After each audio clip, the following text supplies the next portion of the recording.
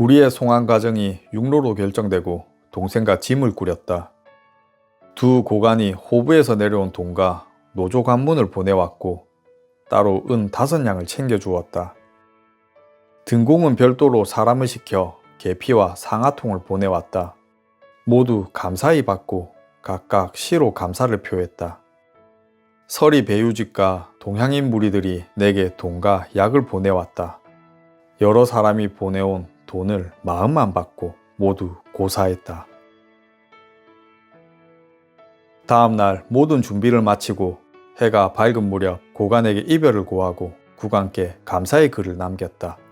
고관은 관청에서 나와 송별하는데 지부 이하 관리들이 모두 도읍 밖까지 나와 주었다. 여러 동향들이 우리를 호위하여 강가에 도착하자 함께 눈물을 흘리며 이별했다. 선주와 배 동승자는 모두 남아 배편을 구하면 귀국하기로 했다. 헤아려 생각해보니 내가 광희성에 머문 50여일간 흐리고 비오는 날이 많고 안개와 습기가 가득하여 땅이 지른 탓에 제대로 걷지를 못했다. 옷과 신발, 이부자리는 습하고 축축하였으며 밤낮으로 목이와 파리가 들끓었다. 가끔 비가 개거나 날이 맑은 때가 되면 고관들과 만남을 주선하거나 사람들이 찾아오느라 여유가 없었다. 또한 산수 원림이 없어 소일하기가 어려웠다. 마음을 잡지 못하고 슬픔이 맺힌 듯하여 늘 우울하고 마음이 편치 못했다. 그러다 갑자기 귀로에 오르게 되었으니 우리 형제는 앞으로 가야 할 길이 만리가 되는지도 모른 채 갇혀있던 학이 새 장을 벗어나 날개를 펴고 상공을 나는 듯 기뻐했다. 떠나는 길은 관원 1명을 위임하여 20명의 병사들이 우리를 호위해 광남까지 호송하였다. 길 따라 병사를 교체하며 파견해서 식량을 지급했다. 광희성을 떠나 40여리를 가면 노민에 도달하는데 비바람이 저녁까지 이어져 통역인 심량의 집에서 숙박했다. 다음날 40여리를 걸어 김판을 지나 강을 건너 20여리를 가서 조민에 도달했다. 이곳에서 160여리를 더 가니 광남성 도읍이 보였다. 나는 복건성 출신 동포의 집에서 하룻밤을 보내었다. 방천간이라는 진사 출신으로 중국에 사신으로 다녀온 적이 있는 순무관을 만났다. 그는 광희성을 겸직하여 관리하고 있어 남이 순무관이라 불렸다. 전임 동각대학사였으나 사정이 있어 지방으로 내려와 현 직책을 맡았다고 했다.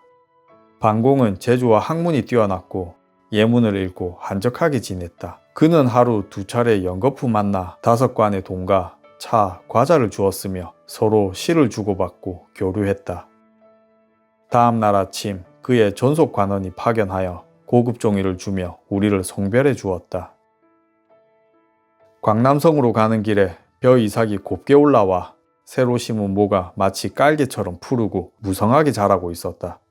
백로는 논 중앙에 꼼짝 않고 서 있으며 멀리 나무가 아득하게 보였다. 바다 가운데 돌산 3개가 서 있는데 이를 삼대라고 하였다. 텅 빈 동굴이 크게 뚫려 있어 자연스레 집이 만들어졌다. 전설에 따르면 동굴이 7마리의 거미의 소굴로 거미가 조화를 부려 예쁜 여자로 변해 해악을 끼쳤다가 후에 부처에 의해 제거되었다고 한다. 이날 저녁 산 아래 언덕에서 숙박을 했다. 가마꾼이 와서 말하길 내일 험한 고개를 넘어가니 아침밥을 많이 먹어 두십시오 라고 하였다. 중국으로 가는 여정 중 이 고개가 가장 높고 험한데 월남에서 가장 험한 관이라 했다. 날이 밝기도 전에 숙소를 나서 안개가 자욱한 길을 이리 남짓 걸었다.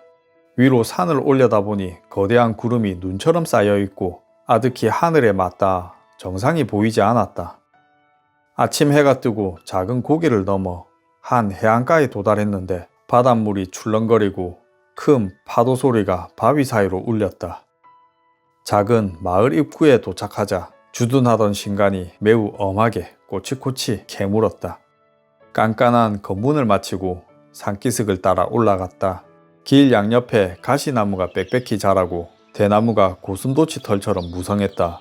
나무 사이로 들려오는 작은 새들의 노래는 걸음마다 수시로 바뀌었다. 들꽃이 지천으로 피어있고 떨어지는 꽃잎은 흩날리며 나를 스쳐 지나가니 그 경치가 형언할 수 없을 만큼 아름다웠다.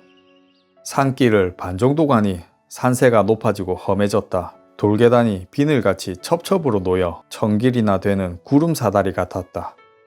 내가 가마에서 내리자 가마꾼이 가마를 어깨에 가로로 메고 걸었으며 여러 호위군사들이 내 겨드랑이를 끼고 부축하며 서로 도왔다. 발을 내디딜 때마다 가슴이 답답하고 등에 땀이 비오듯 했다. 7리를 지나 비로소 산꼭대기에 거의 다다랐다. 고목에 앉아 쉬며 위를 보니 견고한 담장이 우뚝 에워싸고 있었다. 관리 한 명이 수십 명의 군주를 거느리고 무기와 대포가 둥글게 도열해 있는데 진정 나는 새도 넘지 못할 것 같았다. 해상관에 올라보니 북으로 망망대해인데 산 앞에 동서로 항구가 하나씩 있고 안쪽으로 2개의 강에는 배 1000척을 수용할 만큼 컸다. 푸른 파도는 넘실대고 흰 비단을 평평하게 펴놓은 것 같았으며 구름 그림자가 하늘빛이 어우러져 수면에 들이우니 내 마음도 시원한 바다에 뻥 뚫려 씻긴 것 같았다. 서남 일대는 깊고 울창한 밀림으로 코끼리들이 무리지어 서식한다. 사슴, 원숭이들이 그 안에서 번식하며 거칠고 황량하여 사람이 들어갈 만한 곳이 못 된다. 숲속 나무가 오래되어 큰 것이 수백 아름이나 되며 가지들이 서로 엉켜 하늘을 찌를 듯 울창하게 우거졌고 오래된 덩쿨이 나무를 휘감고 있었다. 원숭이들도 떼지어 모여 있는데 사람을 보면 뛰어다녔다. 산에는 긴팔 원숭이가 많이 사는데 현지인들은 원장군이라 부른다. 조금 지나자 숲에 바람이 불어와 마치 만개의 피리가 울려대는 듯하여 경치가 처연하게 느껴졌다. 스산한 기분인 채 하산하여 주둔 병사와 이별했다. 해상관을 지나 7리를 가자 날이 저물었다. 그래서 우리는 산에 있는 산사람 집에서 머물렀다. 밤에 몹시 추워 침대 머리맡에 장작개비로 불을 지펴 동생과 같이 쬐었다. 다음 날 우리는 조금 늦게 출발하였다. 밀림 속을 헤치며 가서 산 오른쪽 아래를 굽어 보았더니 높은 절벽 아래로 밑이 보이지 않았다. 나는 가마를 타지 않고 2사람에게 내 겨드랑이를 끼고 걷도록 했다. 우리는 돌산을 뒤로 하고 움푹 파인 구덩이에 발을 내디즘을 갔다. 300여 구덩이를 지나고 지칠 때면 돌언덕에서 잠시 쉬었다. 우리는 그렇게 구불거리는 길을 지나고 3개의 산 봉우리를 넘어 험준한 길을 뚫고서 평지 해안가에 도달했다. 그 해안가를 따라 몇 리를 지나가자 큰 강을 만났다. 그 강을 건너면 북쪽에 시가지가 있었는데 그곳의 주둔군이 우리를 조사했다. 가마꾼이 내게 말하길 고개를 올라 여기까지 왔는데 지금 우리가 지나온 사당이 20여 곳에 이릅니다. 이 길을 지나는 행인들이 향과 종이를 태우며 빕니다. 매일 왕래해도 뱀이나 호랑이로 인한 우환이 없는 까닭은 신령님의 비호가 있기 때문입니다. 우리가 지나온 고개는 가륭 시기에 개척을 시작하여 지금 월남 중부까지 이르렀다 한다. 한 사람이 막고 지켜도 10,000명이 함락시킬 수가 없어서 이 고개를 부르길 애령이라고 부르는데 광남에서 100리 정도 떨어져 있고 부춘에서 140여리 거리이다. 전날 우리는 힘들게 해상관을 넘어 오늘 부춘성 도읍에 도착했다. 도읍은 벽돌을 쌓아서 축조되었는데 매우 견고하고 치밀했다. 도읍 가까이 사방이 매우 번화하고 물자는 풍부했고 사람들은 가득하고 건물은 가지런하게 늘어져 있었다. 정오가 되어 그곳의 관리가 나를 안내하여 성 안으로 들어갔고 그곳의 관리 중 한 명이 제변이 있어 내게 시를 짓게 한 뒤 붓을 휘둘러 그 시를 평하는데 거리낌이 없었다. 날이 저물려 하여 인사를 하고 물러나 성 북쪽 강변에 있는 동양인의 집에서 숙박을 했다. 그날은 설 금음이라 집집마다 복숭아꽃 부적을 바꾸고 폭죽을 터뜨렸는데 중구 금음날 풍경과 같았다. 이를 보자 가족이 생각나 밤새 동생과 눈물을 흘리며 슬퍼했으니 잠을 이룰 수 없는 밤이었다.